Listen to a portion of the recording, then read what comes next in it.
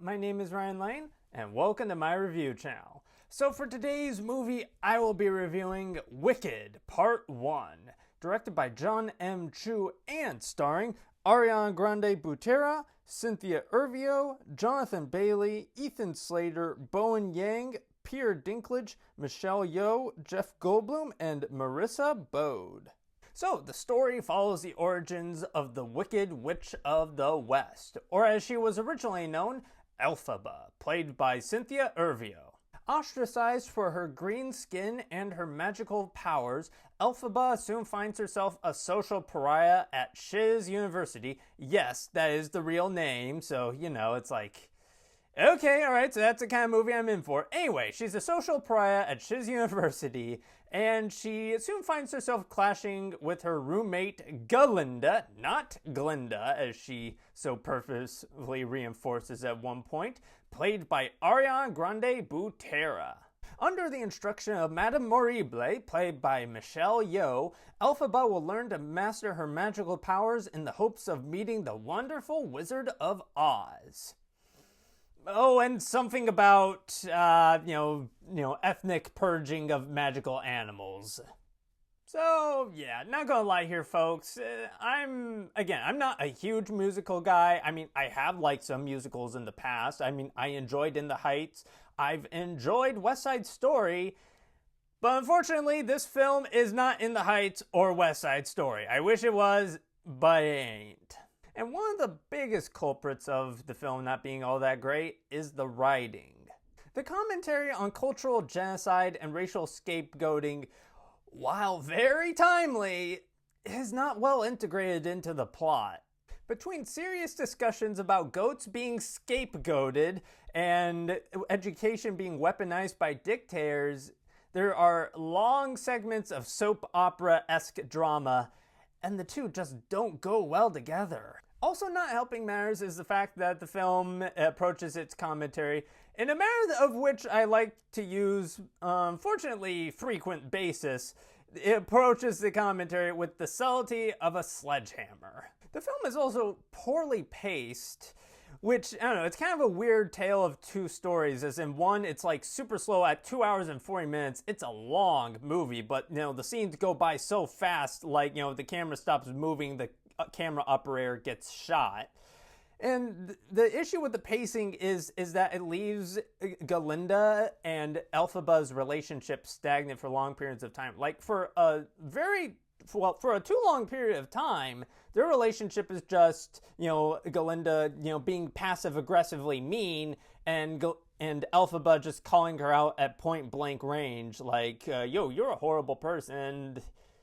Yeah, it just wasn't that interesting. It does get better, sort of, but, unfortunately, it kind of involves a reconciliation at a ballroom dance, and I get what they were going for. It seems like they were going for a Joker Tai Chi-esque moment, and all I could think of while I was watching this was either one of two things. One, this would have probably been better on Broadway, which I imagine it was. I haven't seen it, but I'm willing to make a bet that it was.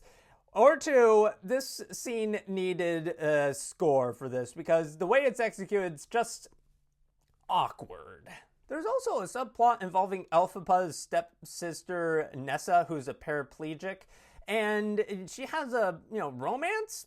Kind of. Again, as far as subplot romances go, it's not the worst I've seen, but, it's not given the proper amount of time or depth to truly shine. The performances are mixed in quality. Cynthia Erivo, while perfectly well suited for the musical numbers, her performance is reduced to a one-note nature when she has to interact with her narrow-minded classmates. And I know that, from articles that this was a big childhood dream for her, but Ariana Grande just feels miscast in the role of Galinda, because she pretty much flounders every comedic line. Like, literally at one point she makes a quip regarding the library. It's like, oh, there are rare books. We also have medium rare books. On paper I can see, that would be funny, but the way she delivers it, it's just not even so much as a level of laughter.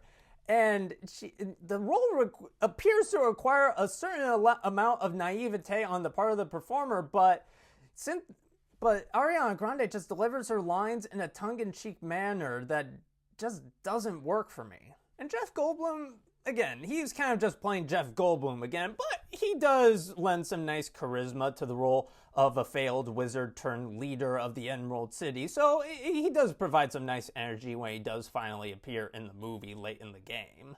Peter Dinklage and Michelle Yeoh, despite having limited screen time, they do decent enough jobs in the roles of Dr. Dillamond and Madame Horrible, respectively. Unfortunately, the rest of the supporting cast and extras, they give performances so sugary and over the top, I got exhausted of it by the midway point of the movie. In a 160-minute movie, so I was drained by the end of this. One of the better parts of the film is the visuals, as the sets are well rendered and lush with color and detail, and the effects ranging from talking animals to the Wizard of Oz's golden head are well rendered and very tactile in nature. The costumes are well suited for each character's personality, with the all-black costumes of Elphaba contrasting well with the hyper-pink costumes of Galinda's. As for the musical numbers, though they are, so maximalist that even Baz Luhrmann would say, yo, Jon M, tone it down a notch, they are well shot and choreographed. Speaking of the musical numbers, before I comment them, I have a little bit of a mini PSA for all those who wish to sing along during the movie. Don't, alright? People have paid good money not to hear you sing, but the people in the movie sing, alright? So I don't care if your favorite song that you've made into your own personal anthem comes on screen, just don't sing, okay? Just be a grown-up and wait for the sing-along edition to come to theaters, alright? Alright. Okay, with that rant concluded, let's talk about the musical numbers. They're fine. I didn't find the musical numbers that interesting, but, my ears weren't exactly bleeding during them either, so, put that on the poster. However, I will say this, one song near the end of the movie at the climax had me going, oh, will you just get on with it already? The only song that I did enjoy, really well was the Dancing Through Life song, because between the camera work and the inventive library setting and the choreography, it's, the one time where I was like, okay, I can see why people, enjoy, the Wicked musical, because, this is easily the best part of the movie.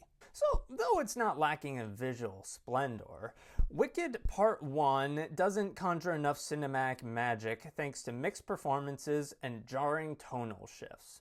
So with all that in mind, I will be giving Wicked Part 1 2 out of 5 stars. Anyway, thank you for watching. Have a good rest of your day. If you like this review and would like to see more like it, be sure to like and subscribe and leave a comment down below. So for today's comment section prompt of the day, what is your favorite musical and why?